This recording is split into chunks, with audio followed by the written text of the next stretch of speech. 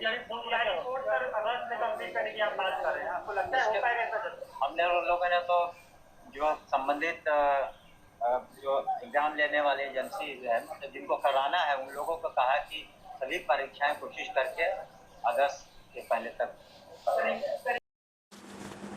नमस्कार दोस्तों, स्वागत है आपका फ्रस्टेड बीटीसी स्टूडेंट चैनल में। आइए देखते हैं शिक्षा जगत से जुड़ी हुई खबरें। दोस्तों, बिहार के शिक्षा मंत्री सुनील कुमार जी का कहना है कि अगस्त के पहले बीपीएससी टीआरई 4 की परीक्षा वो करवा लेंगे।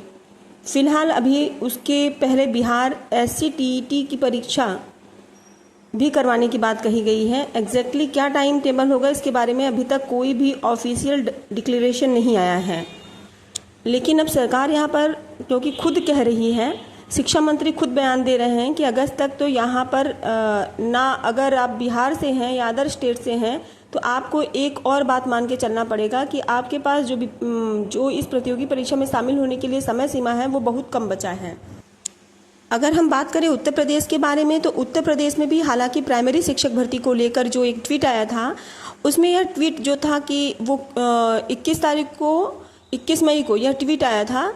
हालांकि 9 बजे ट्वीट आया था, 1 बजे तक यह ट्वीट डिलीट कर दिया गया था। अखबारों में भी यह जानकारी प्रकाशित की गई थी और कहा गया था कि यूपी में मार्च तक 2 लाख शिक्षकों की भर्ती की जाएगी। हर चरण में 65,000 शिक्षकों की भर्ती की जाएगी।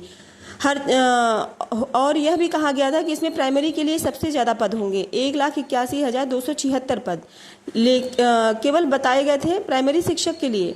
एग्जैक्टली क्या हुआ कि 2 घंटे के बाद ही सारी जानकारी जो थी वो हटा ली गई थी। और इसके बाद जब जो भी सरकारी सक्षम अधिकारी हैं उनसे जब पूछा गया तो उन्होंने कहा कि गलती से यह जानकारी जो थी वो पोस्ट कर दी गई थी।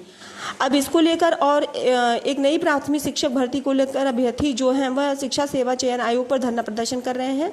हालांकि शाम को शिक्षा सेवा चयन आयोग के जो उप सचिव हैं शिवजी मालवी, उन्होंने अभ्यर्थियों से वार्ता की और 15 दिन का समय मांगा। लेकिन फिलहाल अभी जो अभ्यर्थी हैं वह कह रहे हैं कि 15 दिन का समय हम नहीं देंगे और जब तक शिक्षक भर्ती की घोषणा नहीं होती है तब तक यह धरना प्रदर्शन जारी रहेगा। हालांकि जानकारी यह भी मिल रही है कि आयोग के अध्यक्ष प्रोफेसर कीर्ति पांडे की अध्यक्षता में बैठक बुलाई गई है। अध्यक्ष ने कहा है कि रिक्त पदों का अधियाचन मांगने के लिए संबंधित विभाग को फिर से पत्र लिखा जाए। उन्होंने आयोग के अफसरों से कहा कि भर्ती जल्द शुरू करने के लिए सभी औपचारिकताएं जो हैं वो पूरी की जाएं। तो यहाँ पर आश्वासन तो मिल रहा है कि 15 दिनों का समय आप दीजिए, लेकिन इसके बावजूद भी जो अभ्यर्थी हैं वो हटने को तैयार नहीं है। और उनका यह भी कहना है कि अभी कुछ दिन पहले भर्ती के बारे में एक ट्वीट किया गया था और थोड़ी देर बाद ट्वीट को मतलब रिजेक्ट कर दिया गया। मतलब यह तरीका क्या होता है कि एक बार तो 2 घंटे में बहुत सारे मीडिया प्लेटफॉर्म है जिन्होंने इस न्यूज़ को प्रकाशित किया, पब्लिश किया, और उसके बाद फिर आप कहते हैं कि गलती से, तो गलती का क्या मतलब होता है।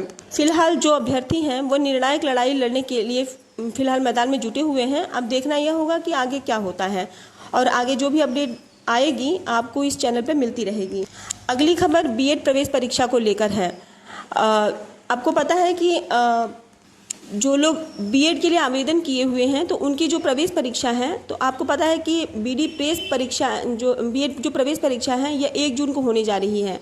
और 1 जून को होने वाली इस परीक्षा में बहुत बड़ी संख्या में जो अभ्यर्थी हैं वो शामिल हो रहे हैं। फिलहाल बुंदेलखंड विश्वविद्यालय के द्वारा इस बीएड की संयुक्त प्रवेश परीक्षा का आयोजन कराया जा रहा है। परीक्षा 2 पालियों में 1 जून को संपन्न कराई जाएगी और पूरी तैयारियां यहां पर कर ली गई हैं। अभ्यर्थियों को बायोमेट्रिक प्रक्रिया से गुजरना पड़ेगा। एआई टेक्नोलॉजी का इस्तेमाल भी किया जाएगा। परीक्षा पर सीसीटीवी कैमरे की निगरानी रहेगी। इसके लिए बुंदेलखंड विश्वविद्यालय द्वारा सभी केंद्रों पर सीसीटीवी कैमरों का अपना सेटअप लगवाया गया है, जिससे सर्विलांस के जरिए नज़र रखी जा सकती है। तो बीएड करने वाले जो एस्पिरेंट्स हैं उनके लिए 1 तारीख को परीक्षा का आयोजन जो 2 पालियों में कराया जाएगा।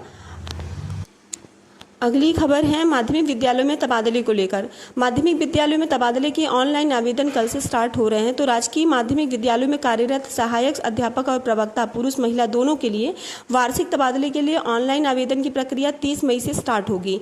तबादले के लिए मानव संविदा पोर्टल से 4 जून तक आवेदन किए जाएंगे। माध्यमिक शिक्षा निदेशक डॉक्टर महेंद्र देव ने बताया है कि आवेदन ऑनलाइन ही किए जाएंगे, अन्य माध्यम से जो आवेदन स्वीकार नहीं किए जाएंगे। और इसकी जो विस्तृत जानकारी है वह आपको ems.c.government.in पर आपको जानकारी मिल जाएगी। हेल्पलाइन नंबर भी यहाँ पर दी गई है और व्हाट्सएप पर कॉल या व्हाट्सएप पर आप मैसेज करके भी ये जानकारी ले सकते हैं, जो कि आपके सामने स्क्रीन पर है।